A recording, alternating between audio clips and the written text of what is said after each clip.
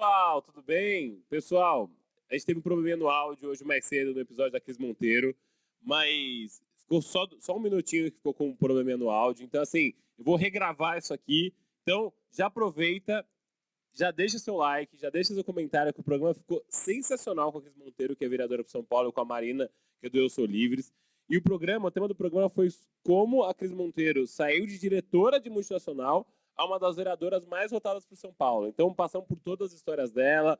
Para quem não me conhece, eu sou o Léo Zalkman, host e rosto desse podcast. E o tema do Zalcast, vocês já sabem que é transformar essa potência em potência.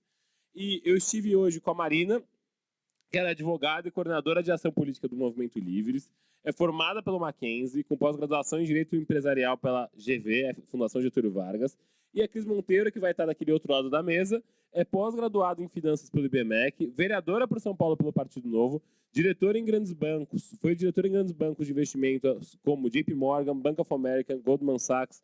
Nessas instituições ocupou cargos de diretora de auditoria para a América Latina, diretora de compliance para a América Latina, foi CFO, COO e diretora de operações, e em seu último cargo foi diretora de controles para a América Latina e Canadá do JP Morgan.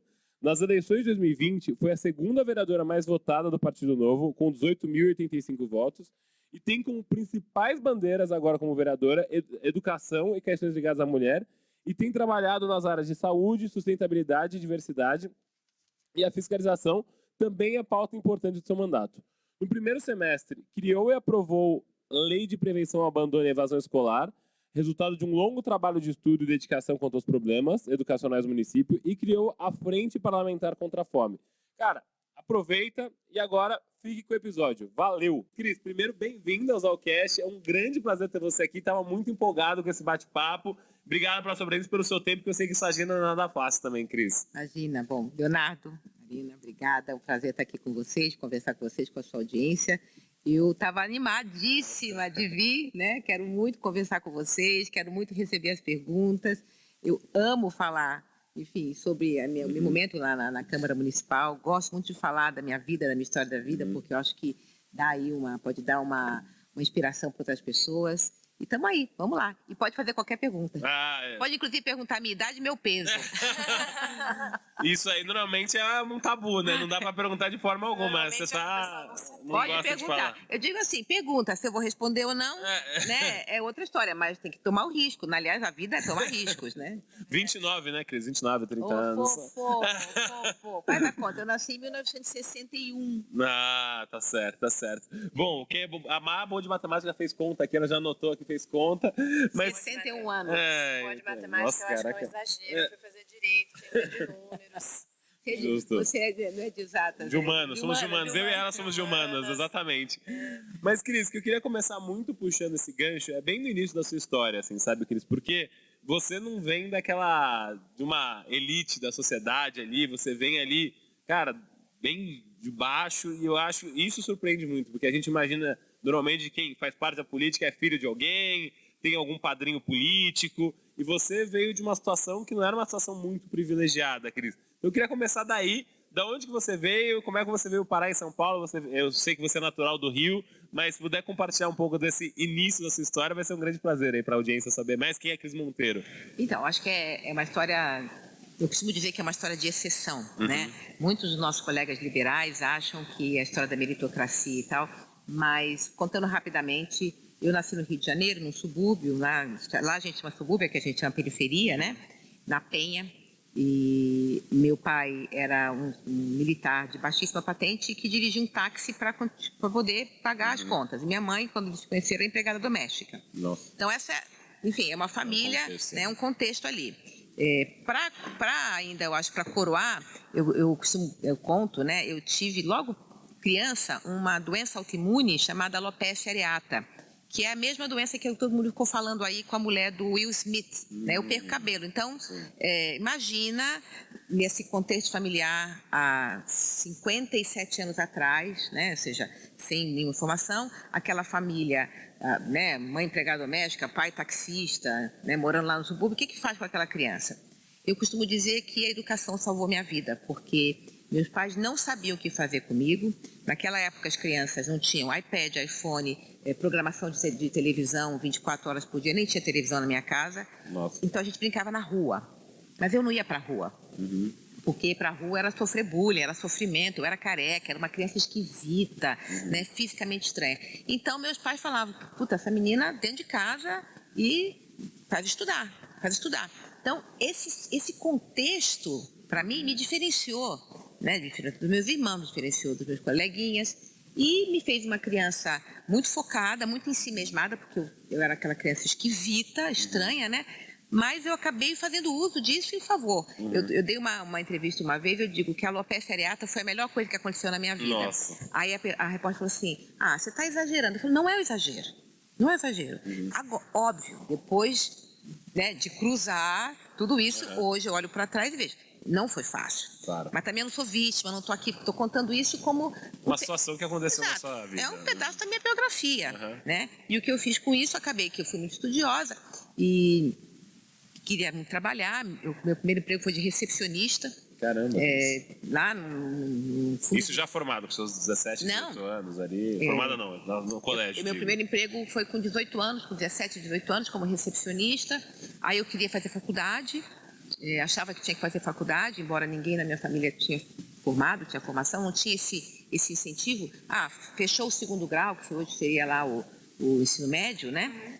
Beleza, já cumpriu lá? Não, eu falei, não, eu queria fazer faculdade e eu pagava minha faculdade, uma faculdade, não era uma grande faculdade, ali perto do meu trabalho, pagava com meu dinheiro de recepcionista. Também tem uma historinha que eu acho que eu gosto de contar, porque eu estava lá trabalhando na recepção e um dia eu vi no departamento uns caras de terno e gravata. E eu achei aquilo, sabe, nossa, de onde vieram esses caras, né? E eu perguntava para minha colega, quem são essas pessoas que estão aqui diferente? Ela falou, não sei. Aí eu tomei uma coragem, tomei o risco e me aproximei deles e falei, o que vocês fazem? E tá brincando, Cris? Você foi nessa cara de pau, você foi e perguntou? Bem assim, acho que um pouco da minha cara, com medo, com receio de ser rechaçada, mas ao mesmo tempo eu falei, bom, vamos lá, né? E os caras falaram, a gente é auditor. E eu falei assim, nossa, e os caras eram da Receita, assim? auditores internos Tá. da companhia, né? E aí eu falei assim, o que eu preciso fazer para ser auditora? Aí eles falaram assim, você tem que saber muita matemática financeira, muita contabilidade, muito isso, muito aquilo. Eu falei, puta, não sei nada disso, volto para a recepção, né? E ali fiquei. Mas aí eu fiz vestibular para uma faculdade ali próxima, passado 4, 5 meses, não tinha internet, obviamente, naquela época, eles colocavam placas de recrutamento nas paredes. Certo. E tinha lá contratação para auditores. Eu falei, cara, é que aqueles caras fazem, aqueles caras bacanas, bem vestidos, acho que eles são ricos, eu sou pobre, eu vou querer ser auditora. Me inscrevi para todas as empresas que faziam recrutamento, passei, né? E essa outra história também que eu gosto de contar, porque eu passei para todas as empresas que estavam fazendo recrutamento, que eram 8 na época. Ô, Cris, mas aí acho que é até legal te perguntar, o que você acha que naquela época fez com que você fosse aprovada? Porque eu já trouxe muito recrutador de processo seletivo aqui e existe um viés, agora cada vez menos, mas existe um viés, principalmente de contratação, que ele olha, não fez a melhor faculdade, poxa, ela não tem inglês ali. O que fez com que você fosse aprovada? Porque tem gente que está assistindo aqui, às vezes está numa situação, não consegue emprego. O que você achou que fez com que você se diferenciasse ali? Olha, Isso acontece muito. E aconteceu comigo, eu já bem sucedida na carreira, eu posso contar daqui a pouco. Acho que naquela época, era um programa de trainee. Então a expectativa era de que o trainee, para quem está fazendo o programa de trainee, mostrasse o desejo de trabalhar, sabe? Eu era muito aguerrida. Então, as entrevistas, eu sempre mostrava, não, eu posso fazer. Eu me mostrava muito, olha, eu não sei nada, tá? Mas eu estou pronta para aprender. Né? Pode contar com a minha força de trabalho. O que você quer que eu faça? Eu vou fazer. Então, acho que isso foi determinante nas entrevistas ali na época com aquelas pessoas, né? Para quem está fazendo programa de trainee. Rapidamente, depois eu volto na história do salário, eu já era diretora de banco, um headhunter me procurou, e eu estou conversando com ele, ele olha meu currículo e falou assim, escuta, estou vendo aqui, você teve uma faculdade de quinta. Assim, para mim. Né? Eu não vou dizer que eu fiquei insegura, né? Aliás, eu reconheço as minhas emoções. Outra coisa que eu dou, né? A gente também pode... tem que reconhecer. Eu fiquei assim, meio sem jeito, porque eu já tinha essa cara, assim, meio bacanona, né? Mas, o cara me pegou, eu vim de uma faculdade de quinta. Aí ele fala assim, né? Aí eu falo assim, é porque eu fui pobre. Mas eu consegui chegar onde estou chegando, estou aqui na sua frente agora, entrevistando com essa posição. Quer continuar? sabe? Né? Mas enfim, aí... Boa resposta. Foi assim, sabe, que eu fiquei muito embaraçada, envergonhada, quando ele reconheceu que minha faculdade era de quinta, terceira, né, e tal. Você não espera isso, sabe? Mas falei, puxa, não, mas eu, apesar disso, a despeito disso, eu cheguei... Não cheguei. Estou aqui diante de você fazendo uma entrevista com uma posição, você deve ter visto alguma coisa em mim, né? Quando eu, lá voltando para a faculdade, que eu fui escolher qual empresa eu ia, que eu passei em todas, eu escolhi aquela que mais pagava, melhor salário. Ninguém me orientou, não tinha essa coisa de orientar, de eu chegar e conversar, como muita gente me procura para conversar, Cris, o que eu faço e tal. E aí eu costumo dizer que eu fiquei rica, porque eu ganhava como recepcionista, eu não me lembro o número exatamente, mas sei lá, o equivalente ao salário mínimo, e eu ganhei um salário mínimo umas R$300. Nossa. Então aquilo para mim, assim, tô rica. Caramba, e aí já foi, é um salto muito grande, né, Cris? Você tá numa situação ali... sem arrecadar, gerando um custo para os seus pais, aí você começa a trazer um dinheiro para casa ali. E aí, eu lembro que eu vi uma história sua que eu achei muito interessante, que aí, já como trainee, um dia você foi para um hotel, e aí teve uma situação complicada no hotel ali. Como é que foi, Cris? Compartilha com a gente também. Voltando, né? Tem que sempre lembrar do lugar que eu parti, né? Um lugar muito simples, de pouquíssimo acesso à informação. Quando eu consigo esse emprego na empresa de auditoria, sou eu e mais 10 trainees, lá no Rio de Janeiro. A empresa nos manda para São Paulo para fazer um curso de contabilidade e auditoria. A gente não sabe nada, está começando. Eu nunca tinha entrado num hotel na minha vida. Nossa. Aliás, eu nunca tinha viajado na minha vida. Né? Ter vindo a São Paulo foi assim, e a minha família ali começou a falar, nossa, ela vai para São Paulo. Né? Bom, vim para São Paulo e eu chego no hotel, né? Eu falo, mas o que eu faço? Como eu entro num hotel? E aí, o que eu faço? Todos os meus colegas da época eram jovens como eu, mas que vinham de famílias com mais recursos, que estavam em faculdades melhores do que eu, que já tinham viajado muito, né? E eu fiquei assim de longe vendo o que eles faziam. Eu via que eles chegavam ali naquele balcão, preenchiam uma ficha e o cara dava uma... E eu fiquei observando, né? Mas num constrangimento, não posso dizer que não tinha. Eu tinha um constrangimento. Eu falei, puxa, eu não sei viver nesse lugar. Né? O lugar que eu vim é um lugar muito diferente, mas eu usei muito a minha observação, eu ficava muito, né, olhando, e aí fui lá e tal. Bom, aí tem a segunda história, que eu dividi o quarto com uma menina, com uma colega, né, dormimos lá e tal, blá, blá, no dia seguinte acordo, o que eu vou fazer? Faço a minha cama, porque minha mãe falava para mim, né, eu varria a casa, eu tirava o pó da lavava a louça, né, eu e minha irmã e tal, fui lá e fiz minha cama. A menina do meu lado, ela falava assim para mim, eu acho que você não precisa fazer a cama aqui, vem uma moça.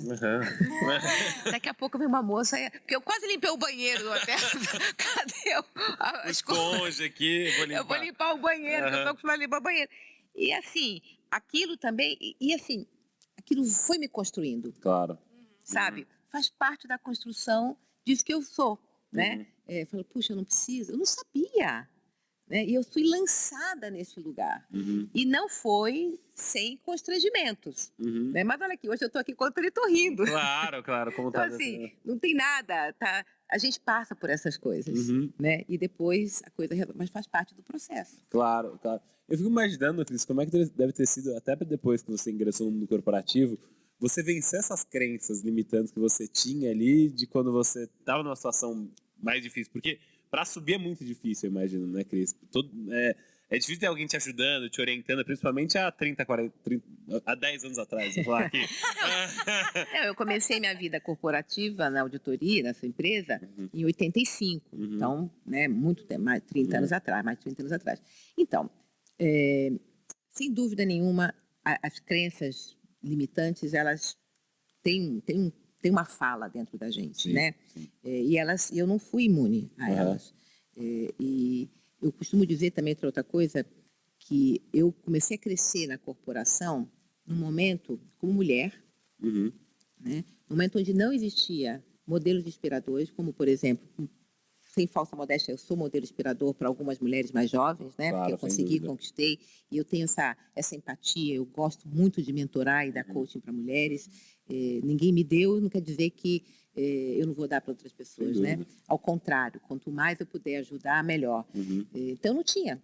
Todos os meus chefes foram homens. Olha, caramba. E até curioso, né? Porque Eu devo muito da minha carreira a esses homens. Sem dúvida. O que eu acho que eu fiz, né? Sabe, eu costumo também dar um exemplo do Guga. Sabe aquele Guga, o tenista que ganhou o Roland Garros? O Guga, quando ele ganhou o Roland Garros, ele não tinha responsabilidade por nada. Ele estava lá, ele chegou na final.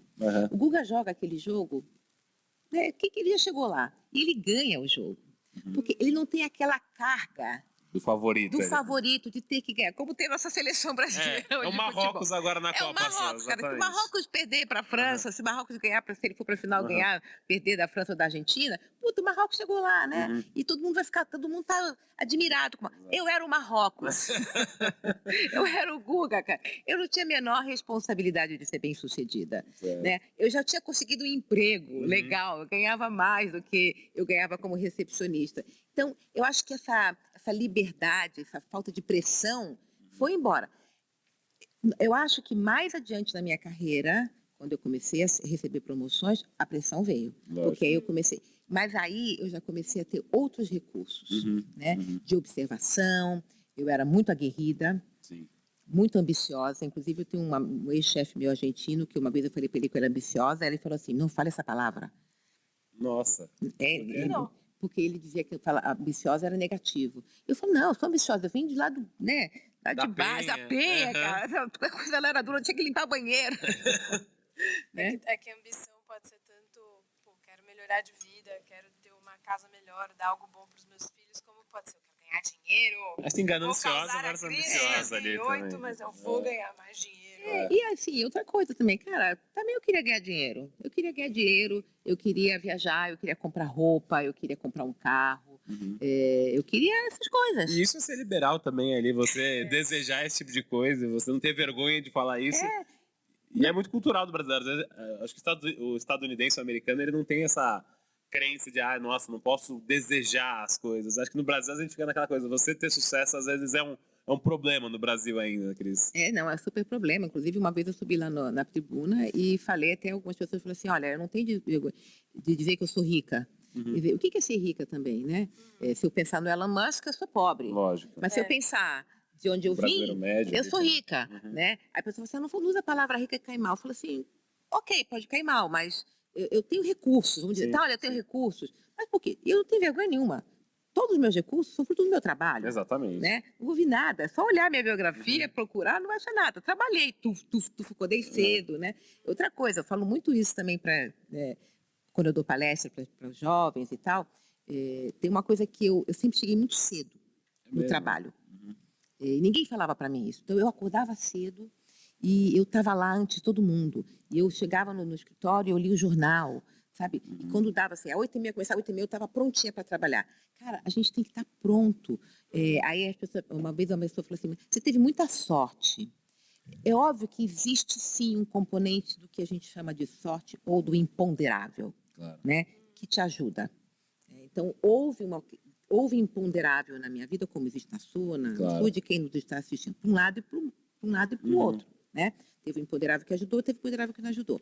Mas a gente tem que dar uma mãozinha para a sorte. Como é que é? Eu chegava no ponto do ônibus antes do horário do ônibus passar. Aí, o que acontece? Quando o ônibus chegava, eu estava lá. Eu falei, nossa, que sorte. É verdade. Sabe, que sorte. Tem gente que fala assim, puxa, eu dei um azar danado. Quando eu cheguei no ponto do ônibus, eu já tinha passado. Que azar. Cara, chega antes. Exatamente. Como diria Maquiavel, tem que ter a virtude e a fortuna. Né? Exato, virtude, exato. Então, assim, eu ficava dando mole para a sorte. Eu ficava ajudando a sorte. Às vezes a sorte vinha, às vezes a sorte vinha.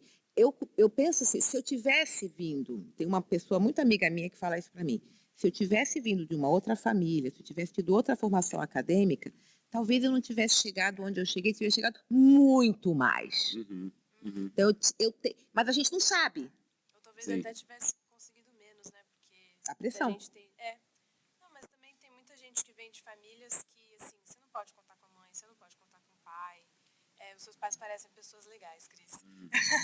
Mas eu conheci gente em alguns lugares aqui de São Paulo que eu fiquei meio horrorizada, assim, com o que eu vi em casa. E daí eu fico pensando, essa pessoa, ela não tem a paz de espírito, que a minha mãe fala isso, né? Que às vezes a gente precisa de um pouco de paz de espírito para ela fazer outras coisas que ela precisa, porque o que acontece em casa toma um espaço tão grande da cabeça dela, né? Esse é um assunto muito complicado no Brasil, né? Porque quando a gente fala de política pública, Parece que não tem ninguém disposto a ajudar essas famílias, né? Não, você está levantando um ponto muito, muito importante. Isso é uma coisa que, aliás, a gente também pode desenvolver mais quando falar do meu momento agora, que é ver. Eu tenho visitado os lugares, enfim, aqui a meia hora da minha casa, eu moro no Alto de Pinheiro, meia hora do centro de São Paulo, e que você fala como é que essas pessoas vivem o poder público completamente está abandonado. O pessoal finge que não existe. É muito complicado. Ontem mesmo eu fui inaugurar uma iluminação de uma quadra no Jardim Joaniza, a iluminação, uma quadra de futebol, né, que o pessoal dali joga futebol. E querem jogar de noite, não é tudo escuro. E ele fala assim, há 10 anos eles estão pedindo a iluminação. 10 anos.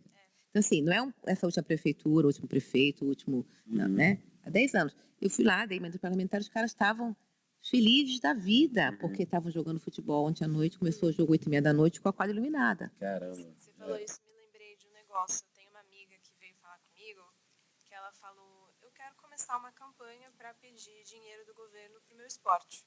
E daí, como ela sabe que eu meio que manjo dessas coisas, ela veio me falar comigo sobre isso. Vamos por partes. Você quer pedir para quem? Para o governo.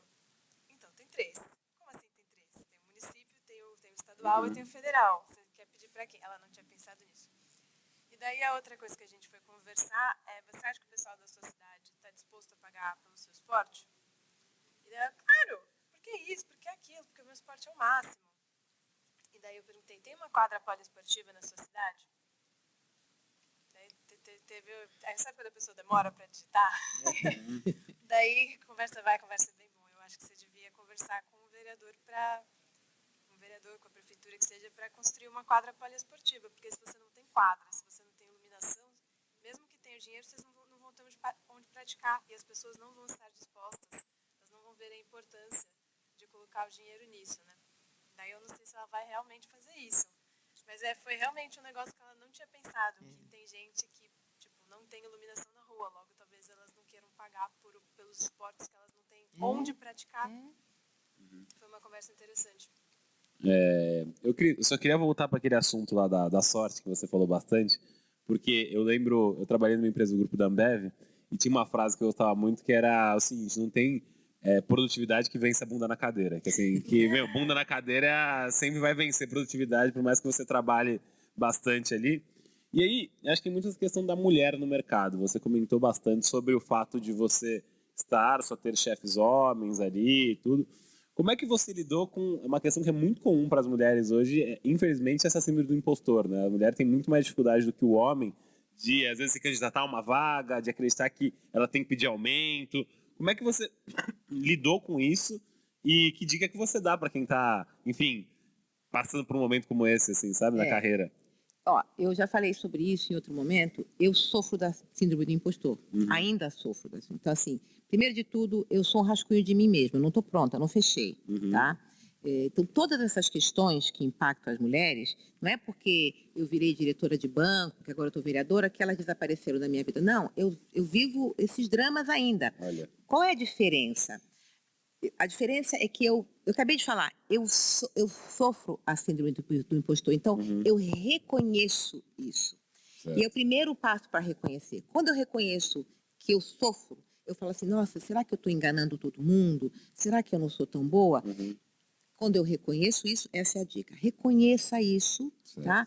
E se questione. Fala assim, não, peraí, eu olho para minha biografia, eu saí lá do raio que o parta, né? Eu hoje falo inglês fluente, sem sotaque. Eu falo espanhol fluente, sem nunca ter tido uma aula de espanhol na minha vida, né? Eu vou para a Argentina, eu imito o sotaque argentino. Eu vou para o México, eu imito... Então, assim, cara, eu não sou... Por isso que você congratulou os argentinos, então, ontem. Tá explicado agora, Cris. É o chefe de Argentina. Os hermanos. Eu tive chefes argentinos muito queridos, inclusive. Ou seja... Eu chego e falo assim, peraí, deixa eu acessar a realidade, cara. Eu não sou impostora, porque a síndrome de impostor, você entra numa fantasia, você entra num lugar que não é o lugar da realidade, tá? E você tem que sair, tem que furar e falar assim, opa, peraí, o que está acontecendo comigo aqui? Não sou impostora porcaria nenhuma. Olha aqui, consegui isso. Agora, isso é prática, é exercício, você tem que exercitar.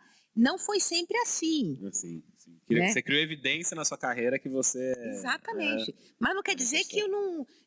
porque, cara, é assim, a gente anda Sabe aquele cara de circo que tem aquele coisa e vai andando assim, Aham. né? É assim, então você perde um pouco aquele para cá. Você tem que buscar aquilo ali. Exatamente. Então, eu caio sempre. Sim, Então, assim, normal. você não tá falando com uma pessoa, nossa, essa mulher é incrível.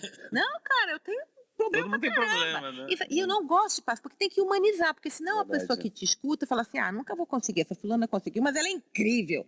Nunca errou na vida É, dela. não. Cara, Ela sabia exatamente o que ela estava fazendo. de jeito nenhum. Uhum. Aliás, eu já falei sobre isso. Eu fracassei mais do que eu fui bem sucedida. Aliás, eu fiz outro dia um post.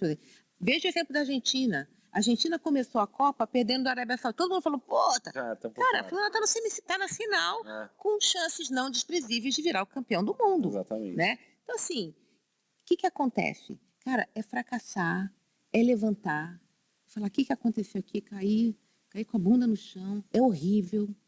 Eu já não fui promovida quando quis, eu já procurei projetos que não ganhei, eu já fui demitida 2 vezes. Olha, Cris. Né? Ou seja, não é uma historinha que fala assim, é só sucesso. Não. Tem fracasso pra caramba. O Churchill diz, o sucesso é você ir de fracasso em fracasso sem perder o entusiasmo. Então, É uma boa frase. adoro isso, cara, porque eu sou, assim, às vezes eu sou uma fracassada? Não sou uma fracassada. Mas às vezes, né, sei lá, eu estou tentando passar um projeto de lei que todo mundo está atacando lá, gente, e eu falo, poxa, eu não vou conseguir. Eu fico feliz, claro que não. Eu fico pensando, como é que eu faço, como é que eu não faço? Eu vou conseguir? Cara, eu não sei, eu vou tentar. Exatamente. E essa ferramenta que você falou, reconhecer que você ficou triste, acomodar essa situação e depois ir pra frente, acho que tem até a ver com mindfulness hoje, né? Tem. Tem muito a ver com mindfulness. Eu dou muito essa dica também para as pessoas.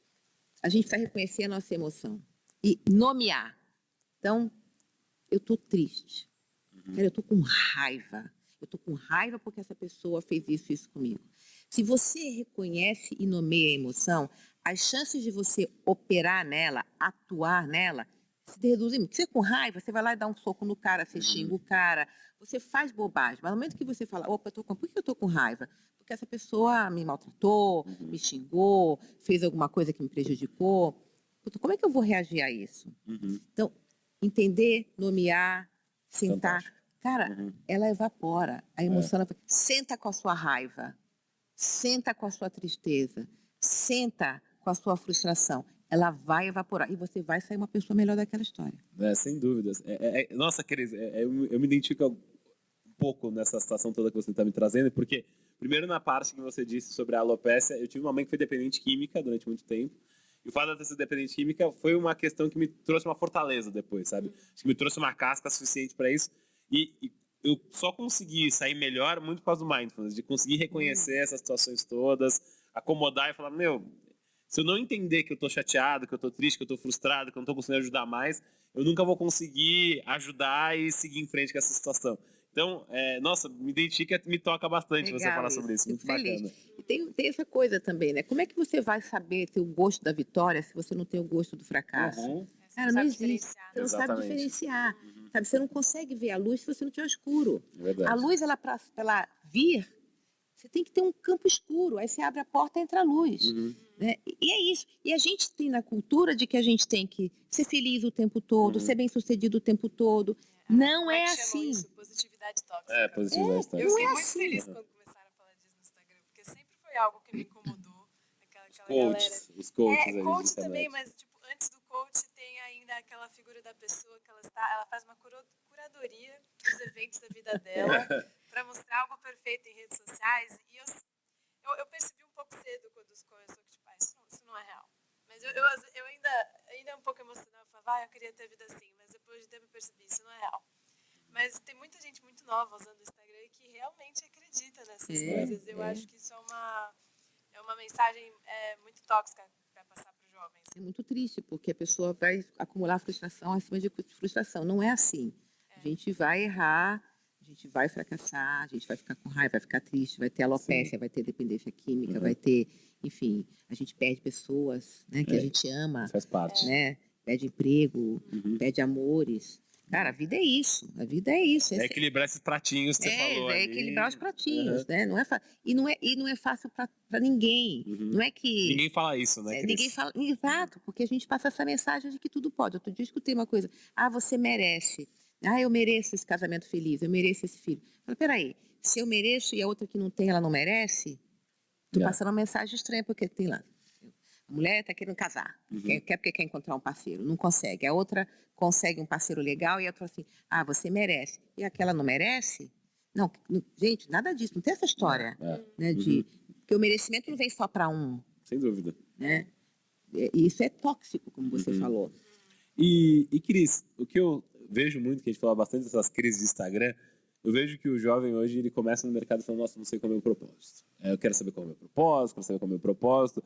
Mas cada vez mais converso com gente bem-sucedida, assim como você, eu percebo que o propósito aparece depois que a gente faz uma releitura da nossa história, assim, Cris. Como é que foi pra você? Você, logo no início da sua carreira, você falou, meu, já sei qual é o meu propósito, vou seguir em frente aqui, já eu quero mudar a vida das pessoas, no banco, na auditoria, enfim. Como é que você olha pra isso, essa questão de propósito? Como é que foi pra você encontrar isso hoje? Olha, o meu propósito, meu conteúdo era ganhar mais para poder ajudar a pagar as contas em casa, cara. Tá tudo então, certo. Foi assim, foi muito É um bom pragmático. propósito. Foi muito pragmático, né? Eu acho, e eu vou ficar aqui no campo do achismo, né? E eu detesto ficar no campo do achismo, mas eu acho que algumas pessoas, logo cedo, elas encontram o seu propósito. Sei lá, a pessoa, ela sabe que quer ser jogador de tênis, porque aquilo é que dá alegria para ela, ela não se importa se ela vai ser um grande vencedor ou não. Mas tem gente que não, né? Que passa a vida sem encontrar esse propósito. É um pouco de fazer, encontre o seu propósito. Gente, encontrar o propósito, vai encontrar o propósito, né? O que é isso? Cadê o mapa do meu propósito, cara? Alguém tem aí? Eu compro aonde? Vou lá na livraria com o meu mapa do propósito? Cara, isso, assim, eu acho que a gente tem que, talvez, estou sendo aqui pragmática, né? Você tem que seguir, você tem que acordar, tomar banho, escovar o dente, que fazer a barba ou não fazer a barba, sabe? Botar uma roupa e vai trabalhar. O seu propósito sei lá, eu sou muito trabalhadora também, então tem um pouco disso. É um dia após o outro ali, Cara, trabalhar. é um dia após o outro. É mais aquela coisa da expiração, sabe? Se você... É como eu digo, eu conto a história do pescador, rapidamente, né? Tem 2 pescadores numa vila de pescador. Tem um pescador que ele nunca sai para pescar. Nunca. Ele acorda, olha pro sol, fica ali.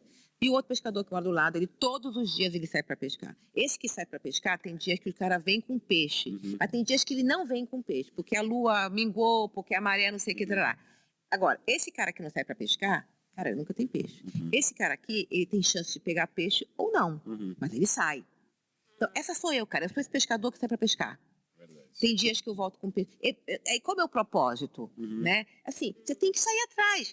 Eu, no meu caso, a minha história, eu acho que aos 58 anos de idade, eu tive um chamado para a política.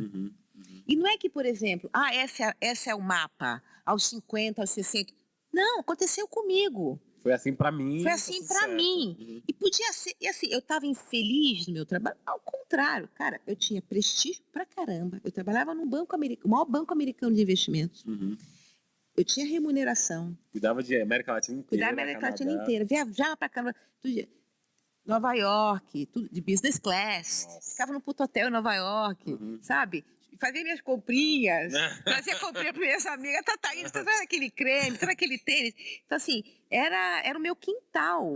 Então, assim, eu era uma mulher feliz. Eu não estava infeliz, desgraçada, miserável, nada disso. Aí você falou, quero ir pra política porque tá muito tranquila a minha vida. Foi isso. Vou procurar um problema. Eu também tenho interesse em saber, teve alguma coisa que você viu, que você leu, que você viveu, que falou, não, eu preciso entrar pra política. Teve alguma situação que meio que clicou ou foi um processo mais longo? Vamos lá. É uma pergunta que eu já me fiz e a resposta que eu tenho é a seguinte. Um dia, eu estava numa reunião, num dos hotéis ali da Marginal, estava tendo aqueles protestos da passagem, dos 30 centavos, 2013, da Dilma e tal. E acabou o evento. Nós estávamos nesse protesto, eu acho. Olha só essa história que essa é a história que eu conto para mim, tá? Depois, quando eu me faço essa pergunta. Eu estava nesse hotel, acabou o evento, sei lá, 5, 6, 7 da tarde, e o pessoal falou assim, vocês não vão conseguir sair, porque está tudo tomado com os protestos. Então, está tudo lotado. Vocês jantam aqui no hotel, tomam um drink e tal. Eu falei, puxa, que saco, toca para ir para cá, estou cansada e tal.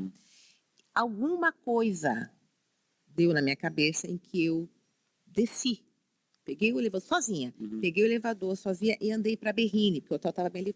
Quando eu chego na Berrini, eu vejo os protestos, as pessoas assim, jovens, que nem vocês, protestando. Eu fico olhando, eu nunca fui tinha ido nos protestos depois, né? Eu não fui caras pintadas com Collor. 90. Porque eu estava ocupada trabalhando. Eu não fui a show de rock. Então, Paralamas do Sucesso, o Traje a Rigor, Titãs, eu não vi nada daquilo, cara. Década de 80, eu estava trabalhando que nem uma louca. E eu vi aquilo, eu fiquei tão fascinada por aquelas pessoas estarem na rua. Hoje, quando olho para trás, eu acho que ali, naquele momento, eu sozinha na Berrini, fascinada olhando aquilo, ali abriu uma porta para mim, para a política. Para mim foi uma história, foi assim, que essas pessoas estão na rua, a essa hora da noite, protestando? Bom, volto, janto, pego meu carro para casa, não acontece nada. Mas... Ficou na cabeça. Aí vem mensalão, petrolão, vem impeachment da presidente Dilma, corrupção. A gente na faculdade, né, Léo? Exatamente, bicho pegando, exatamente. A gente no CA e o bicho pegando. É uma situação complicada pra caramba. Odebrecht, JBS. E eu ali no banco, aquilo foi tomando uma proporção dentro de mim, eu comecei a ficar interessadíssima. Eu só falava disso. Olha. Só falava disso. Aquilo tomou um espaço enorme dentro do meu sistema. E até a gente tem ainda, né, um restaurante para diretoria no banco, lá na Faria Lima, e eu chegava lá, abria a porta, o pessoal falava, puta, lá vem aqui falar de política. Tinha o pessoal de research que falava e tal. Eu falava, e aí, o que você acha? O que vai acontecer? E não sei o quê. Eu passei a ter um interesse imenso por uma coisa que eu nunca tinha tido. E aí eu comecei a refletir sobre o que estava acontecendo no nosso política. E eu cheguei à seguinte conclusão, eu falo muito isso. Eu sou responsável pelo que está acontecendo. Por quê? Porque nunca botei atenção. Verdade. Como eu nunca botei atenção, vai lá as pessoas que querem. Né? Aquela coisa, se você não gosta de política, você vai ser governado por quem gosta. Exatamente. Como é que eu votava? Eu, no meio, indo para a urna, falava, puta, quem votar? Pegar o santinho... Botar no cara dos cachorrinhos ali. Vou botar no cara dos cachorros, exatamente. Voto no cara dos cachorros, não sei quem é, não sigo, não cobro. Esse tipo de brasileiro que eu fui ao longo da minha vida cívica é responsável pelo que acontece. Sem dúvida. E quando eu tomei a consciência disso, eu falei, poxa, eu já estou aqui numa idade, não é da idade, porque eu sou uma mulher jovem ainda, eu tenho lenha para queimar pra caramba, mas eu estou num lugar de muito, muito privilégio, né? Já vivi de um outro lado também, você tinha visto a sociedade de outro jeito. Sociedade de outro lugar, né? Ônibus cheio, um cara me encoxando, cansei de pegar ônibus com caras em cima de mim, tem histórias de assédio em ônibus absurdas. 2, 3 horas para chegar em casa, imagina. Chuva, baixo de chuva, saí, esqueci o guarda-chuva, tem que voltar para casa, tô lá no ponto do ônibus, a chuva da cuca. Então, assim, horrível, né? Mas tô lá. Dia seguinte acordava, resfriada, sei lá, ia trabalhar. Então, acho que isso foi o ponto determinante, que foi uma semente, foi uma coisa que falou, o que está acontecendo com esse país? E isso plantou lá, de 2013 e 2018, foi quando eu fui candidata a primeira vez, em 2018, para deputada estadual, não fui eleita e pedi demissão, acho que é importante. Eu tinha um chefe inglês chamado Nick, e eu liguei para ele e falei, Nick, eu quero ir embora. E o Nick falou, lá vem você, eu sei, você quer mais responsabilidade, você já tem Canadá, espera um pouco, a gente vai encontrar mais coisa para você. Eu falei, não, Nick, eu quero ir embora, eu vou ser candidata, eu vou ser política. Eu falava de política com ele, né, que tinha tido Brexit. Então, sabe, a gente, no começo da nossa conversa, a gente falava e tal, ele falou, eu sei que você... Eu falei, Nick, eu quero ir embora, eu sou candidata, eu quero ajudar meu país. Eu estava completamente... Tomada por essa... Cara, tomada, era uma emoção assim, ninguém me parava, eu queria ir embora. E pedi demissão. E teve uma história, porque isso foi em maio de 2018, quando eu pedi demissão. Eles só me demitiram em agosto de 2018. No dia 15 de agosto de 2018, não vou esquecer, eu estava dentro da minha sala, trabalhando, há 45 dias da eleição, que era o dia que você podia dizer que você é candidata, pela lei, né? Dizer o seu número e tal. Eu estava lá, eu não tinha a menor ideia do que eu estava fazendo. O que é fazer uma campanha? Sabe aquela pessoa? Não tinha a menor ideia. O que é fazer uma campanha? Como que faz? Nada. Bom, saí, A minha campanha foi um sobrinho meu, que estava na Austrália, tinha voltado para o Brasil e tinha desistido de trabalhar lá, ficou na minha sala de jantar, e um voluntário do partido. Nossa, sim. E contratei uma empresa de vídeos que fez vídeos para mim. Eu fiz 23 mil votos em 45 dias. Para deputado estadual. Poxa, Não, foi incrível. 3 mil votos é Cara, bastante. bastante. Fiquei a pouquíssimos do último que entrou, né? Isso já no novo ou não? No novo, no novo. Outra coisa, nunca fui filiada a partido político nenhum. Não tinha a menor ideia. Eu me filiei ao partido, o partido entrou com as ideias liberais, aquilo começou a falar muito comigo. Nossa, que incrível isso, que incrível. Começa a seguir o partido no Facebook ainda. Nossa. Ai, saudoso Facebook. Pois é. Um dia à noite, pego o meu iPad, eu adorava entrar nas coisas do partido e ler, sabe? Ficava fascinada. Aí eu entrei na página do partido e falei, deixa eu ver. Se você quer ser filiada, clique aqui. Ninguém veio falar comigo. Você falou. Cliquei, entra para um lugar, preenche lá, cartão de crédito que a gente paga, né? Agora acho que não paga mais. Paguei, me filiei. E aí eu falei, puxa, vão me chamar para falar de política. Eu achava, na minha fantasia, que eu me ligava, vem aqui discutir política comigo. E nada, ninguém me chama, ninguém me procura e tal. Passado um tempo eu falo assim, puxa, ninguém me procurou. Aí eu mando um e-mail para o partido, falo, olha, me filiei, mas ninguém me procurou ainda. Mas o cara falou assim, bem-vindo, obrigada pela sua filiação. É isso mesmo. Nossa. É isso mesmo.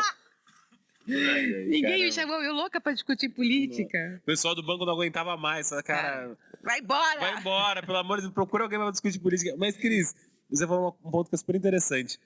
Onde discutir política agora, assim, sabe, Cris? Porque você já, agora como vereadora, você tem muito mais noção. Porque tem muita gente que tem interesse, quer se envolver mais em política e não sabe como. Como que você acha que a pessoa pode começar a ingressar na vida política hoje?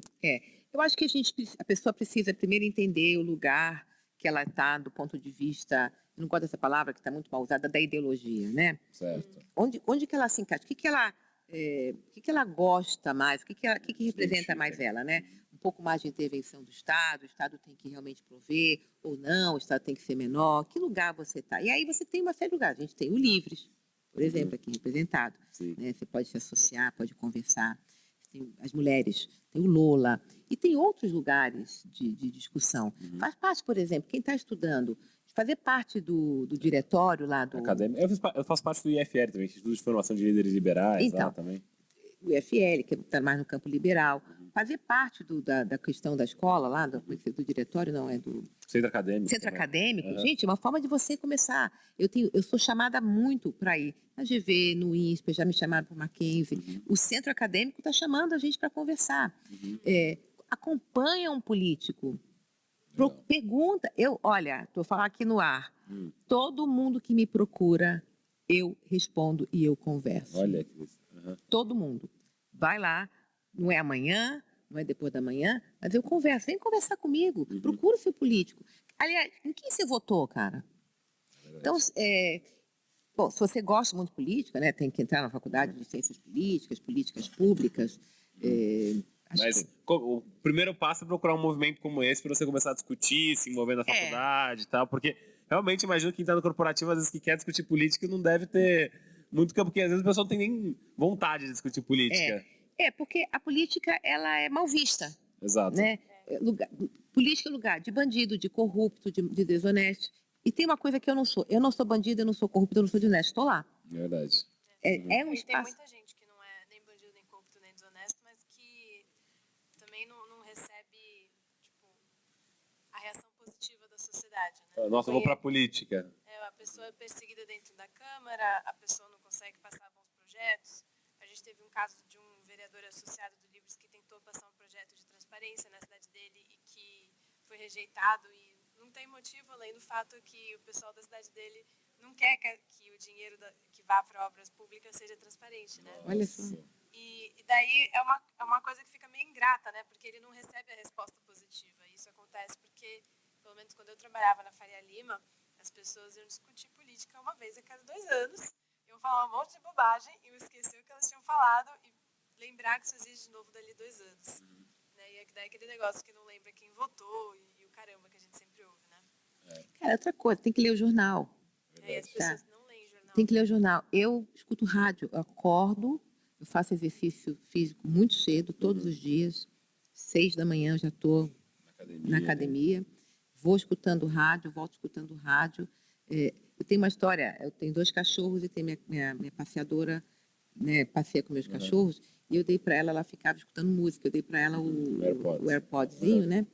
E aí comecei a falar para ela, pensou, política, assim, escuta essa rádio aqui, não vou falar o nome da rádio, não pode, né? Escuta essa rádio aqui, posso falar? Pode. Eu escuto a CBN.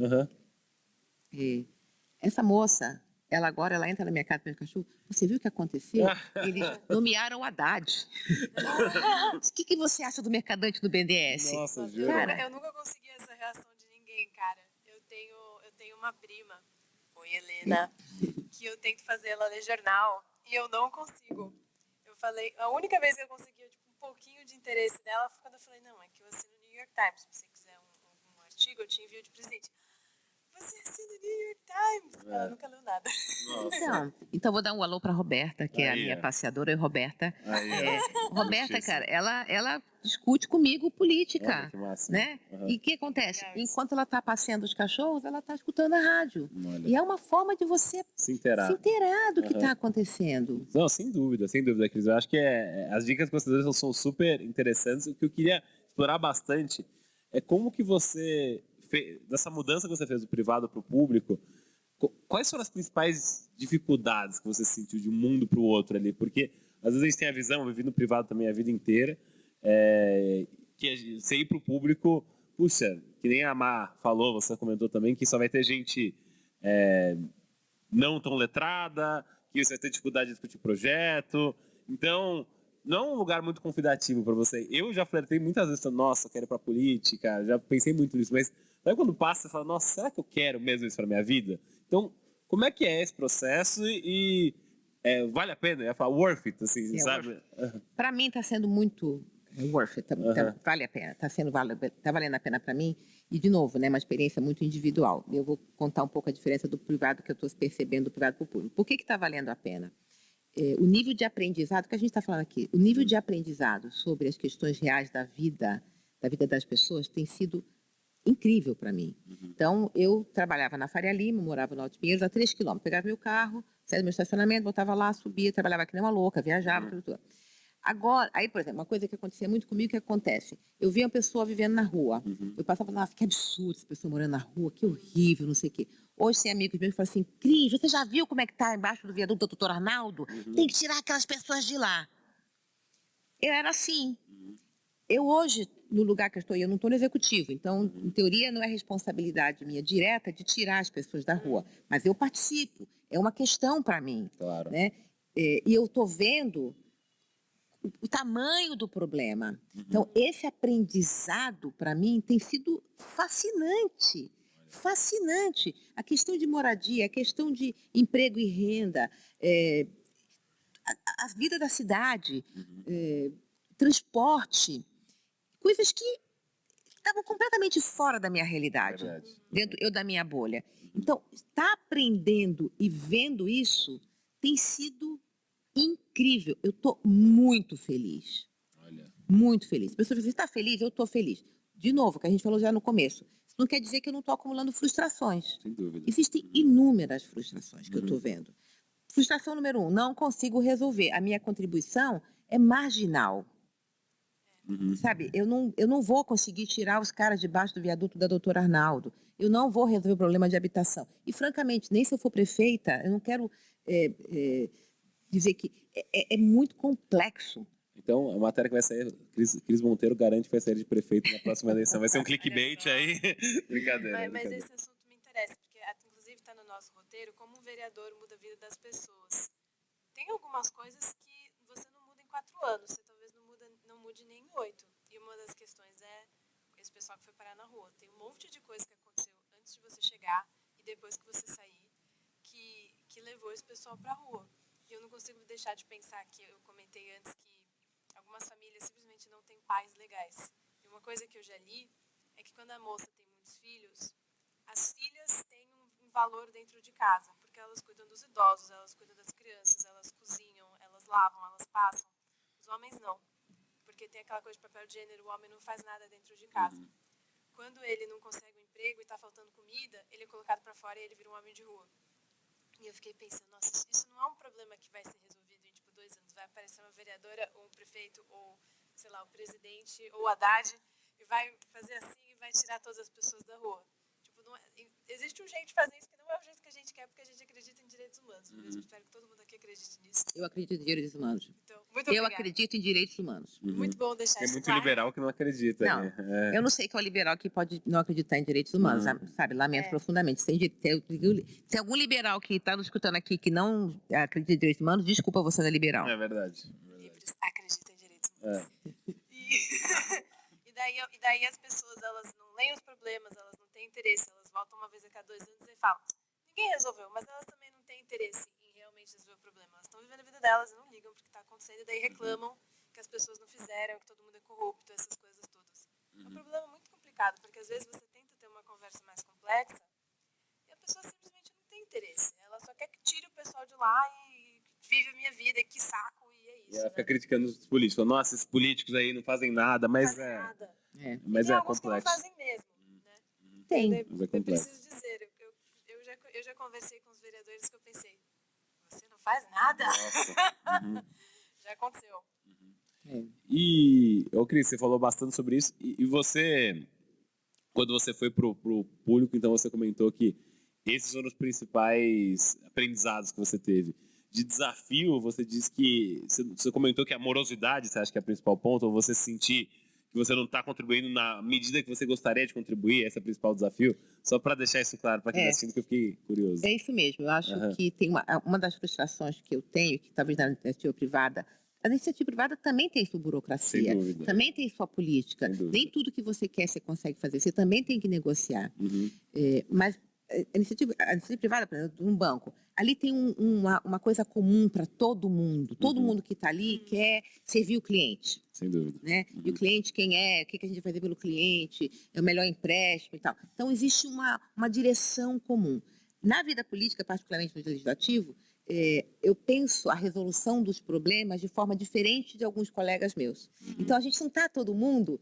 então, sei lá, pessoas em situação de rua, eu acho que eu tenho uma solução e o outro tem uma solução diferente. Negociar isso, fazer...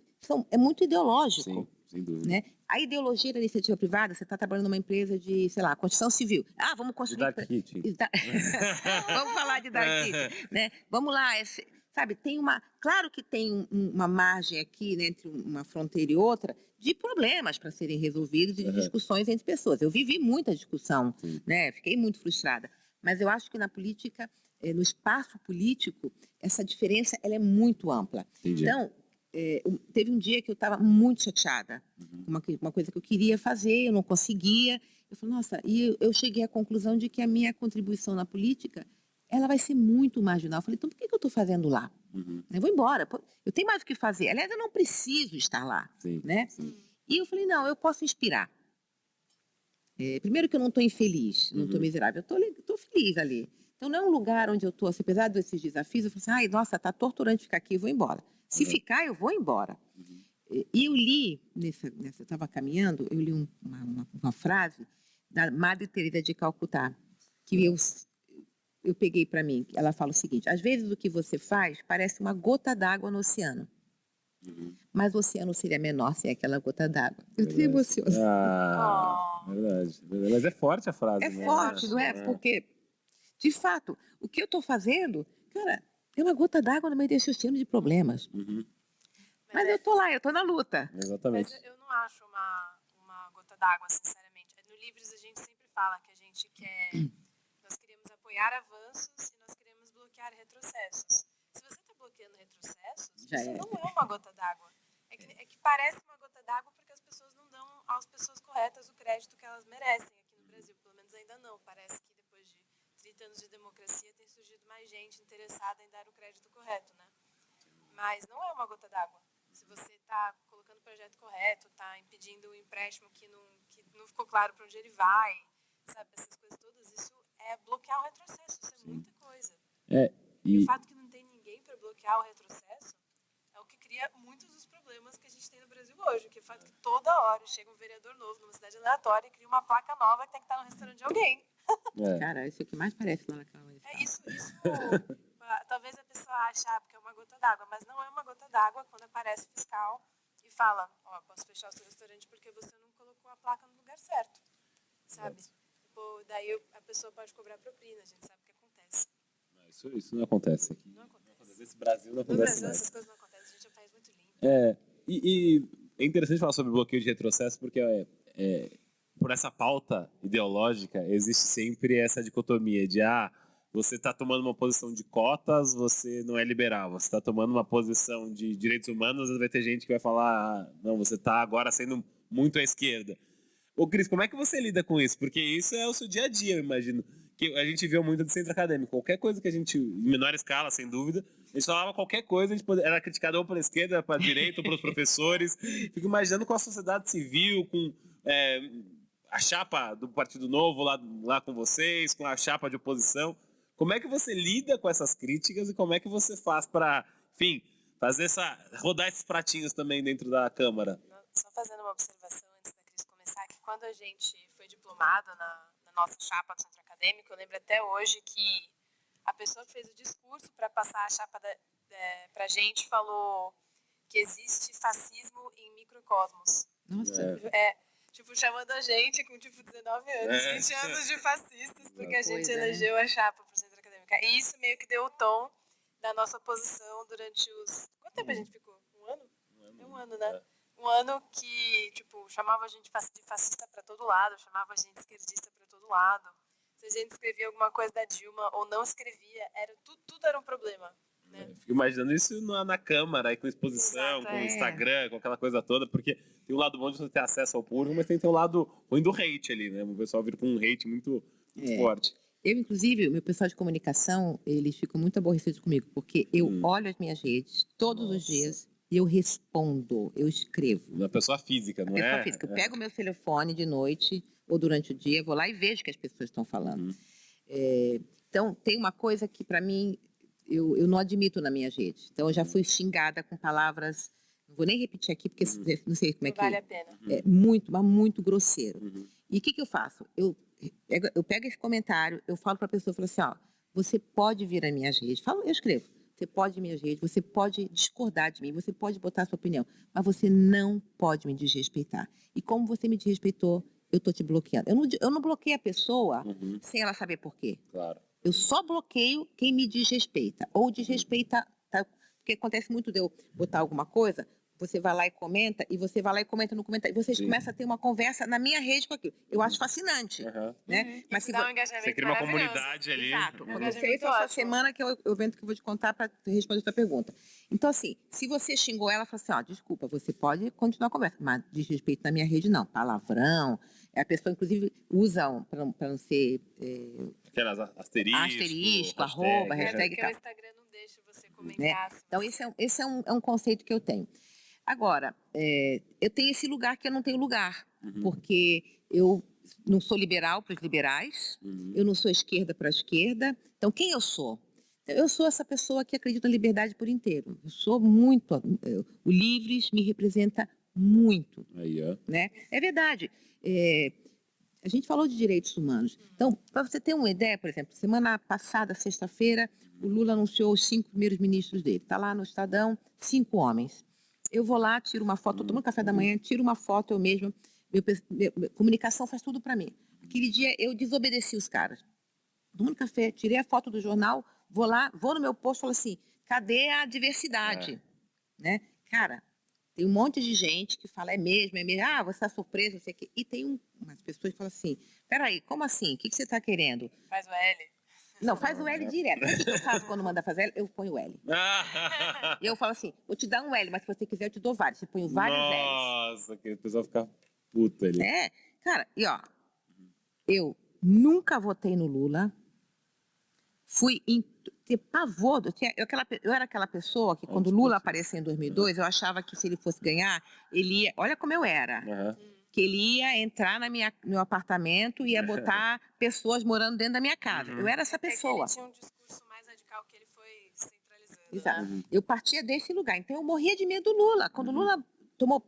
MST. Tudo, nossa, eu fui pedir o impeachment da Dilma, eu celebrei quando ele foi preso, eu fiquei louca quando o STF soltou. Então, essa é a pessoa. Sim, tá? sim. Bom, Agora, eu chego lá e falo assim, estou crítica, eu falei, eu vou ser uma oposição racional ao Lula.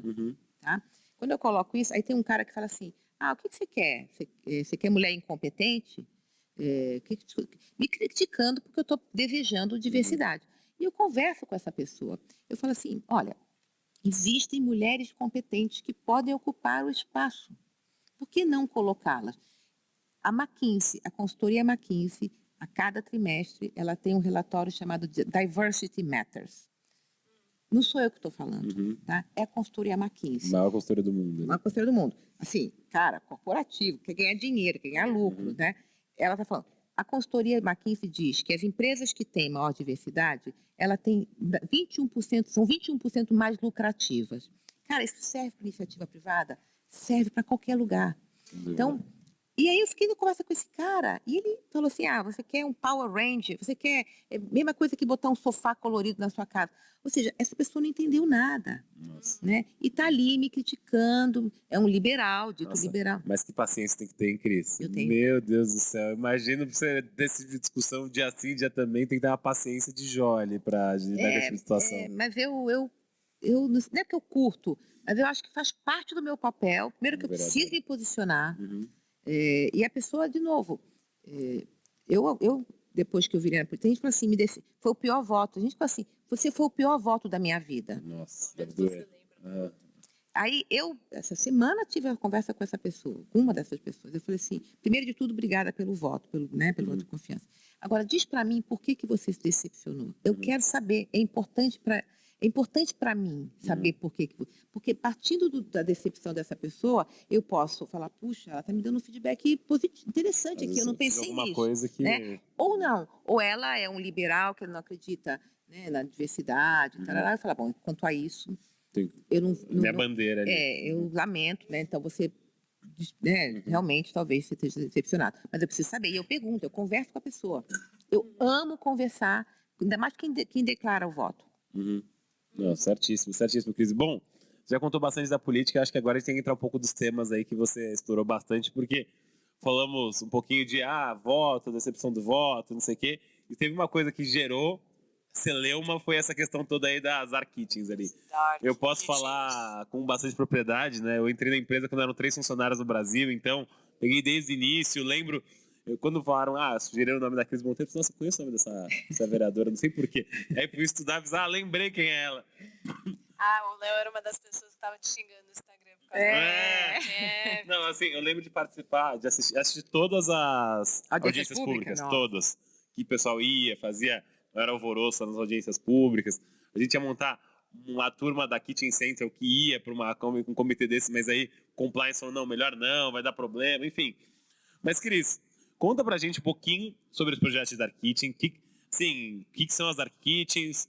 Como você disse que gostou bastante do modelo de negócio, acabou de ser aprovada em primeira instância aí, segunda instância já, a lei, então, projeto de lei. Então, assim, conta um pouquinho pra gente quais foram as discussões, a gente vai acrescentar um pouquinho aqui. Ontem eu estava até jantando com o pessoal, estava até comentando em off aqui, que o pessoal estava falando, eu quero mandar perguntas pra Cris Monteiro, não sei o quê, queria falar umas coisas pra ela, enfim. Começar aqui. Exatamente. Pode mandar perguntas, eu estou pronta aqui para responder. Manda aqui pro WhatsApp dele. Vamos lá. Eu conheci as Dark Kitchens, eu amei o negócio. Né? Fui visitar com o pessoal e achei incrível, nova economia, uma ideia... No meio da pandemia. No meio da pandemia, todo mundo pedindo delivery, né? Achei o negócio incrível e continuo achando o negócio incrível. Não mudou a minha opinião. Acho que é uma coisa criativa, da nova economia, uma novidade que a gente tem que estimular. Então, quando eu conheci o negócio, eu amei. Para quem não sabe só, tá, gente? Dark Kitchen são cozinhas para delivery, exclusivamente para delivery. Então, você pede seu iFood perto da sua casa ali, com uma cozinha de um restaurante que você gosta ali perto da sua casa. Sendo bem breve ali, o motoqueiro vai, pega esse pedido e leva para sua casa, saindo de uma Dark Kitchen, que é uma cozinha fantasma ali, só para dar esse contexto. Antes do podcast começar, eu e o Léo estávamos comentando que o nome Dark Kitchen, eu acho que ele não diz exatamente o que é a kitchen, a cozinha. Porque parece uma parada obscura, escondida, que é meio ilegal, e não é, né? Não é um restaurante, é a cozinha sem o resto do serviço, né? E daí o nome dá uma ideia meio errada. Parece... Ilegal. Sim. Bom, então, eu gostei muito, né, do negócio. E bom, aí começa umas queixas de alguns moradores que começam a chegar para a Câmara dos Vereadores, lá para o Executivo e tal. E as pessoas falando da perturbação de quem mora perto onde estão instaladas as dark kitchens, né? E eu resolvi até fazer um projeto de lei. Fiz um projeto de lei muito simples, dando ali algumas diretrizes, né, para regulamentar o negócio e tal. E aí teve a primeira audiência pública. E aí, isso também é interessante, agora das redes sociais. Quando eu protocolei o meu projeto de lei, as minhas redes, meu telefone celular, a gente tem um grupo lá na Câmara, com o meu celular de todos os vereadores, eu não quero... Alguém pegou o meu número e deu para o depois. Lotou, as pessoas loucas comigo, muita raiva. E eu falei, nossa, que estranho isso, né? Deixa eu entender, que faz parte, de novo, é como eu sou constituída. O que está acontecendo? Por que está dando esse alvoroço? Por que está dando esse alvoroço? E eu fui na primeira audiência pública que teve, foram 6 audiências públicas. A primeira audiência pública, quando acabou, que as pessoas falando do cheiro, do barulho, da questão dos motoboys, mostraram vídeos, né? Gente que não conseguia entrar em casa. Eu sou muito perturbada também, pessoalmente, porque eu moro numa área da cidade com muitos bares. Muito barulho. Eu sei o que é ser perturbada. Eu tive que botar na minha casa a janela anti-ruído. De novo, estou sentada num privilégio. Fui lá e comprei a janela anti-ruídos e botei, deito e durmo. Nem todo mundo consegue isso. Depois da audiência por tanta coisa, eu falei, gente, o problema é diferente do que... Eu continuo gostando do modelo do negócio, mas eu acho que o meu lema, meu mantra, a cidade ela tem que ser para todos, para todo mundo. Tem que ser para as dark kitchens e tem que ser para quem vive do lado das dark kitchens. E no momento não está acontecendo isso. Elas foram instaladas num lugar onde não conseguem solucionar, resolver a questão dos motoboys, a questão do cheiro. As pessoas, eu acredito nas pessoas que foram lá, porque audiências públicas, 11 horas da manhã na Câmara Municipal, lota 200 pessoas. Francamente, eu não acredito que ninguém que não tem esse problema, que para o que está... E tudo adulto, que nem a gente, trabalha. Né? Ou se não trabalha, é a avó que tem que cuidar de um neto. As pessoas não vão lá, né, para reclamar de uma coisa que não existe. É um problema. E aquilo me tocou. Eu falei, nossa, nós temos um problema aqui. Como é que a gente faz para resolver esse problema? Eu preferia que tivesse sido diferente. É sempre aquela dicotomia da nova economia ali, né, Cris? Isso é uma coisa também, porque a gente fica tentando, aí os moradores falavam, do jeito que a licença que foi dada é industrial, não é comercial, eles mentiram e tal. A gente fica tentando pegar uma novidade lá, uma forma, uma coisa quadrada para enfiar numa coisa, num círculo. Exato. Não encaixa, a nova economia não encaixa. A gente tem que pensar fora da caixa, a gente tem que pensar aberto. Como que a gente resolve? Vão para a mesa, traz para mim, o que a gente pode negociar? Exatamente. E essa negociação, ela não acontecendo, porque os moradores diziam que falavam com o pessoal das empresas, eles prometiam uma coisa, depois não cumpriam. Ou seja, ficou muito confuso. Acabou que veio a regulamentação, que eu até conversei com pessoas que... Teve uma pessoa que acho que é eleitor meu, me procurou, falei com essa pessoa, tive uma reunião de mais de 1 hora, ele falando, eu já tinha comprado um terreno, estava começando a construir, vocês já acabaram com o meu negócio. Eu expliquei para ele, eu explico, a pessoa não gosta da da explicação, mas ela não sai sem explicação. Ela não sai sem saber o que eu estou pensando. O que eu estou pensando, eu passo para quem pergunta. E aí, depois de tantas discussões, veio o projeto, ele... Acabou não agradando, todo mundo ficou meio revoltado. Ninguém ficou feliz, nem os empresários, os empreendedores não ficaram felizes e nem os moradores. Eu acho que o projeto, depois de tantas audiências públicas, minha opinião como vereadora, acho que a gente teve um progresso, né, de falar, bom, daqui para diante essas são as regras. As que estão instaladas ainda vão continuar, ali vai ter que ter mais conversa, moradores, vamos ver se o poder público consegue, né, entrar nessas... Os moradores não gostaram, né? Porque não resolve o problema que eles têm. Das instaladas, principalmente. As que estão, por exemplo, novas, tem uma limitação de metros quadrados, a quantidade Isso é muito cruel ali, porque acaba inviabilizando muito o negócio. Agora, isso para mim, eu conversei com algumas pessoas, alguns empreendedores, eles foram muito legalistas. Eu achava que a gente precisa se responsabilizar. Eu sou responsável pelo que acontece na minha vida. Claro, sem dúvida. Eu sou responsável pelo que aconteceu na minha carreira. Eu não vou responsabilizar ninguém pelo que acontece comigo. Eu acho que os empreendedores não podem dizer a prefeitura, os vereadores. Não. Eu acho que tem uma responsabilidade do empreendedor de chegar e sentar e falar assim, isso aqui não vai para o caminho que a gente quer. Olha isso aqui, vamos negociar, vamos fazer, sabe? Isso não aconteceu. Verdade. Não, o pessoal, os empreendedores que eu vi muito na Kit, eles tinham muito medo. Porque, assim, existia uma retaliação muito grande de quem morava no entorno ali. Se soubesse que algum restaurante estava lá, que estava sendo ativista a favor das Dark Kitchen, isso aconteceu bastante, assim. A gente às vezes chamava alguns restaurantes para participarem nas audiências. Eu tenho medo. Falei, o cara entra todo mundo na minha rede social lá, começa a falar um monte que a gente está querendo acabar com a vida deles, tudo. Eu tô aqui querendo ganhar meu dinheiro, tô querendo, enfim, tô gerando emprego e aí eu acabo sofrendo uma retaliação para defender um projeto que eu acredito. Então, isso era muito complicado. Eu vou voltar rapidamente, a gente aqui filosofou um pouco na coisa da emoção. O medo é um péssimo companheiro. Sim. O medo é um péssimo conselheiro. Se você está com medo, você tem que falar, estou com medo por quê? Porque vão encher minha rede. Aconteceu comigo. De hate ali. De hate. Eu acho que se a gente opera em cima do medo, seja no pessoal, seja por causa de um business, a gente vai tomar decisões erradas. Minha opinião é que foi uma decisão errada dos empreendedores. Só aí os moradores. Eu só escuto. Às vezes chamava lá, o cara falava, não, a gente está gerando emprego, a gente gerou emprego. Tem um cara, um munícipe, ele vai em todas as audiências públicas. E esse cara, ele fala assim, uma coisa que é incrível, ele fala assim, o tráfico também gera emprego. Então, ou seja, o argumento da geração de emprego, ele não se sustenta, tem que ser mais do que isso. Sim, é importante gerar emprego e renda. Sim. A gente não quer que o business vá para outro... Exato, para Vinhedo, né? Não, a gente quer o business aqui. Mas como fazer que isso seja bom para todo mundo? E, cara, isso aí para mim é sentar na mesa.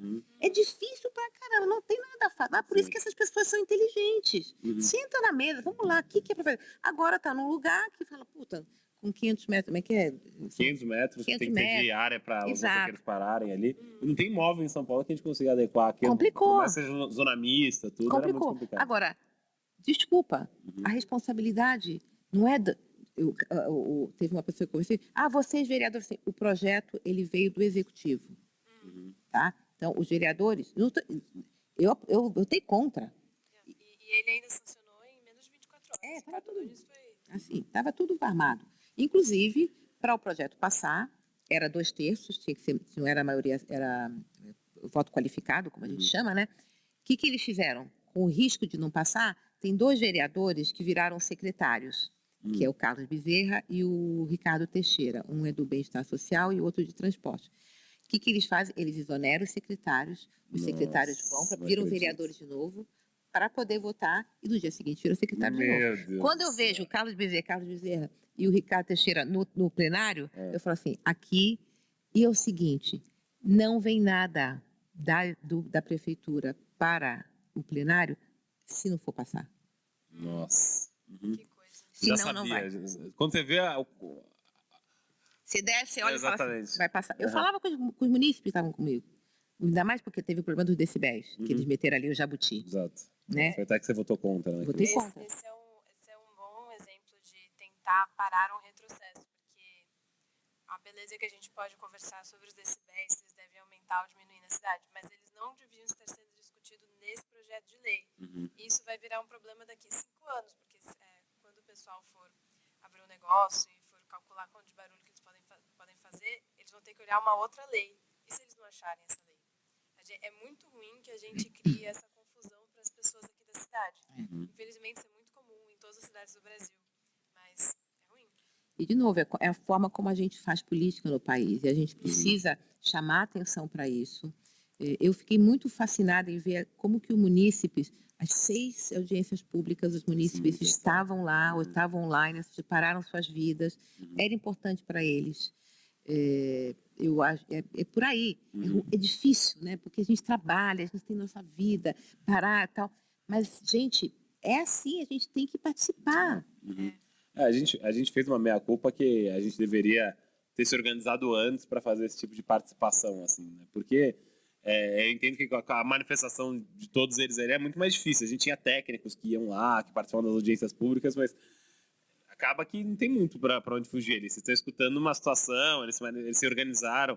E aí se juntaram vários bairros ali, que a gente tinha várias operações em bairros diferentes também. Por exemplo, o munícipe, teve munícipe que me chamou, eu fui na casa de pessoas. Eu entrei e fiquei na casa da Mas pessoa. você sentiu o cheiro, você Senti. sentiu o odor? Porque Senti. a gente fez muito esse teste. A gente foi mais de 10 vezes na casa da Lapa, lá, aquelas casas da Lapa. Tem uma pessoa que você sabe quem é? A Mariana, que... Mariana Parker. Exatamente, que ela foi a maior organizadora de tudo isso. Mas eu lembro da gente cansou de ir na casa dela, cansou. Fomos várias vezes. Não sentia cheiro, não sentia odor, não sentia barulho, sabe? Meu, a gente fez um monte de obra ali para melhorar a situação. E realmente, eu lembro de discutir com o Jorge lá, falei, Jorge, sabe, fizemos tudo que dava para fazer, sabe? Então, eu lembro da gente ter vivido isso e falar, agora estão segurando a barra porque eles também tem uma questão imobiliária, né? A questão das dark kitchens acabaram dando uma desvalorizada nos imóveis de quem morava perto. Isso era uma coisa que a gente imaginava. Falou, o cara não quer que tenha a dark kitchen lá também, porque não vai voltar a ser como era antes. Não tem jeito, né, Cris? É isso, a cidade muda. Também tem isso. Igual Uber e táxi. Acho que a discussão é muito parecida. 10 anos atrás. Esse é um dos problemas da política, né? Você vai dar de cara com situações que alguém vai sair perdendo. Tem coisas que não tem como conciliar. Que mesmo que coloque, não deixe fazer barulho, mesmo que coloque filtro, mesmo que impeça que entre o cheiro na cara das pessoas, ainda vai ter o problema de ter um monte de motoboy na frente daquele local para pegar comida e às vezes isso atrapalha a circulação, atrapalha a rua, desvaloriza o imóvel, porque não sei se isso deixa a região mais perigosa, eu acho que talvez até deixe mais segura de ter muita gente na rua, vai saber. E tem, infelizmente, a questão dos motoboys, né?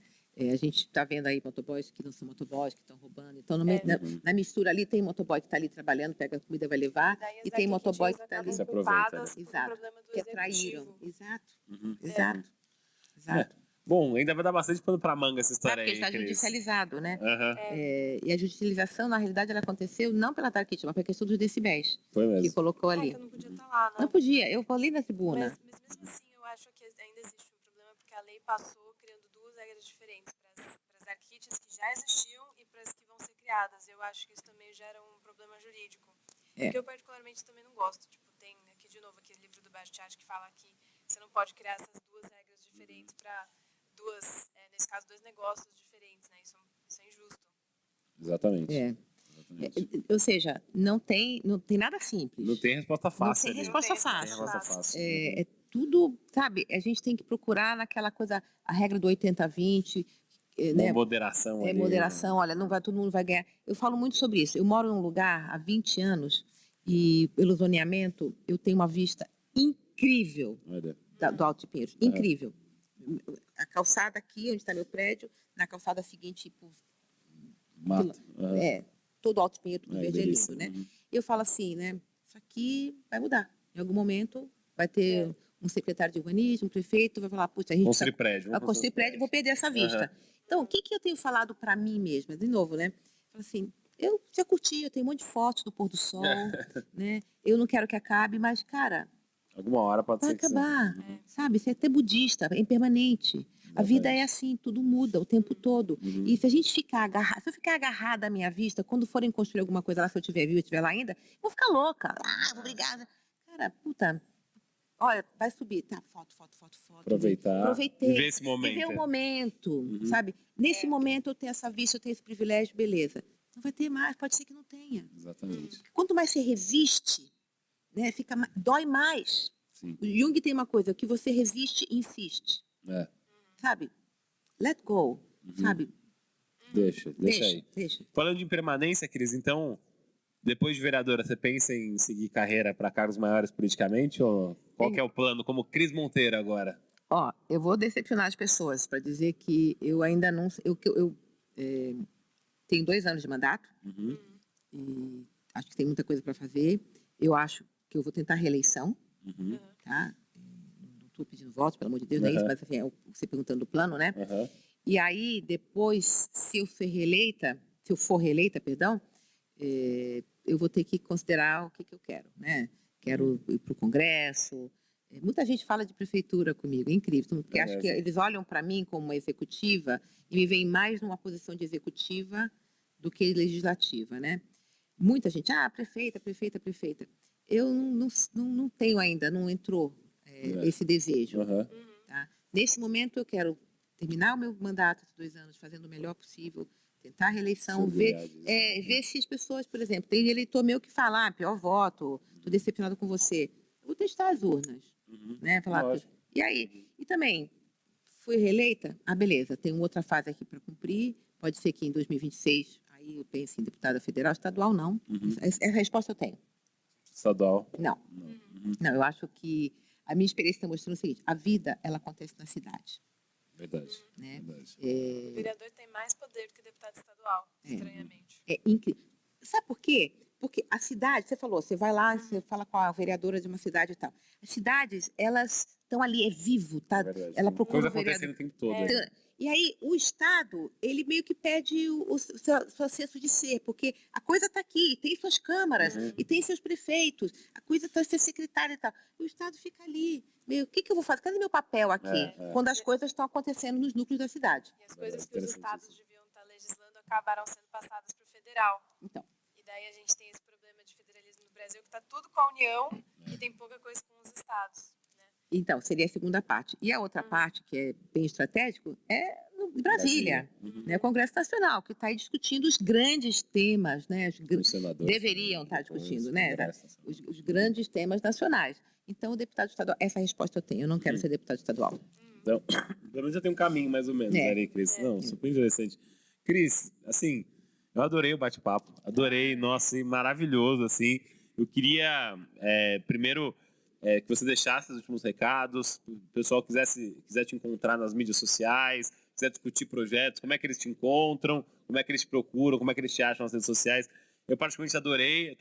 Eu toda vez, quando pesquisei aqui, me preparei, já tinha gostado da história, mas conhecer pessoalmente também foi maravilhoso. Obrigado por essa presença, obrigado pelo seu tempo aqui. Então, deixar esse último recado para a turma da Play TV aí, para os Allcast, quem está acompanhando a gente, por favor. Bom, para me seguir, @Cris Monteiro SP. Esse é o meu arroba no Twitter, no Instagram, no Facebook. Eu tenho o WhatsApp, que as pessoas podem entrar lá, pedir para falar comigo, eu respondo, eu mando áudio, sou eu mesma. Claro, tem uma equipe, mas que é o 975515638, é o meu WhatsApp. E mensagem, eu acho que a gente falou bastante aqui, né, da nossa participação política. A gente, a mudança que a gente quer, a gente tem que fazer parte dela. Então, o que eu convido todo mundo aqui nesse momento, acho que falando de política, é que participe, sabe? Se você vai lá, vê o que eu estou fazendo, vê o que os outros vereadores estão fazendo, vê o que o deputado está fazendo. Você sozinho, talvez, ou certamente, não vai conseguir mover o mundo, mas a cobrança, o vereador, o deputado, a gente precisa desse feedback, a gente precisa ouvir a população. Eu estou lá para servir a população, eu não estou para me servir. Eu não quero parecer aqui arrogante, eu não preciso estar lá. Sem Eu dúvida. estou lá porque eu quero ajudar as pessoas. Então, essa é uma mensagem que eu quero passar. Participe da política. Senão, se você delegar para terceirizar, depois não venha reclamar. Essa é uma coisa.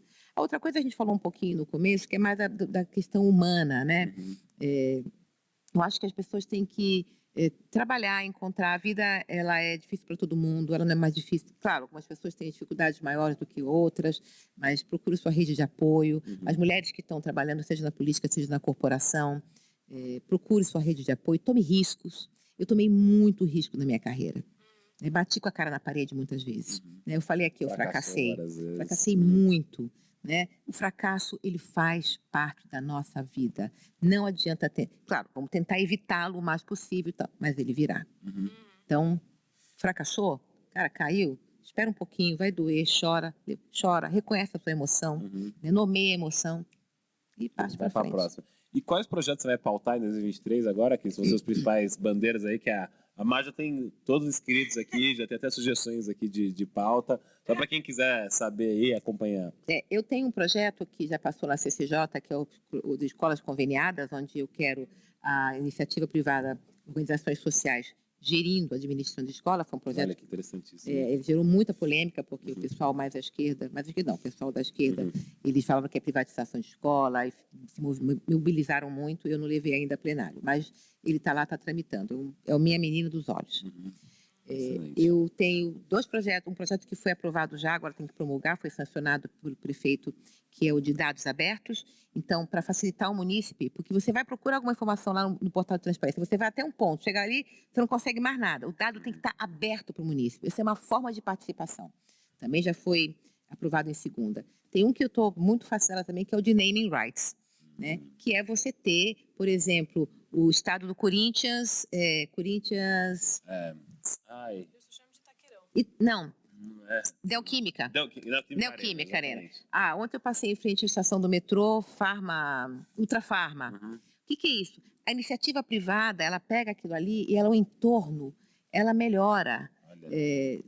Estou fascinada pelo meu bom. projeto de Naming Rights, né? E tem um projeto de inteligência artificial, que é o que a gente tem falado mais. Eu falei, o último mês eu só falei de inteligência artificial, que é na contratação de inteligência artificial pelo executivo, pela prefeitura, de forma adequada, para não gerar, por exemplo, como houve essa conversa aí, a pessoa é negra, ela acaba sendo colocada num lugar que não é o lugar que ela tem que estar. Então, esse projeto está discutindo a contratação de inteligência artificial pelo executivo. São projetos que eu acho que bem diferenciados. Sim, cara, acho que é uma pauta para 2023. Tem bastante coisa para fazer mesmo, hein, Cris? Tem. Nossa. E outra coisa, ontem eu fiz uma reunião com 3 pessoas de tecnologia, eu quero usar a tecnologia no meu gabinete. Como que eu trago tecnologia para o gabinete? Porque é uma coisa que você vai lá, você faz um projeto, você fala discurso. Não, eu quero pensar diferente, eu quero inovar. Eu quero realmente dar uma contribuição diferenciada para a Câmara Municipal de São Paulo. Aproveitar essa bagagem toda sua de área privada para conseguir trazer para o público. Nossa, Cris, mas eu adorei o bate-papo. Obrigado mesmo por você ter mais uma vez. Queria agradecer a Má também, Marina Zones, aqui pela segunda vez no Zalcast. Má, deixa seus contatos. Agora a Má tem uma rede corporativa, ela tem uma mídia social corporativa, ela tá chique agora. Quem quiser conhecer mais do Livres também, como é que ele conhece, conta um pouquinho desse recado para a nossa audiência, por favor. Então, gente, vocês podem me seguir no @marina.zones, que é o meu sobrenome, ou acompanhar o @eusoulivres em todas as redes sociais. A gente tem Instagram, Twitter, a gente tem um site que é eusoulivres.org. A gente defende a liberdade por inteiro, porque você não é livre se você não pode se expressar da forma como você quiser, ou casar com quem você quiser, mas você também não é livre se o governo for o dono de todas as máquinas de impressora, porque daí você não consegue imprimir o jornal que você quiser.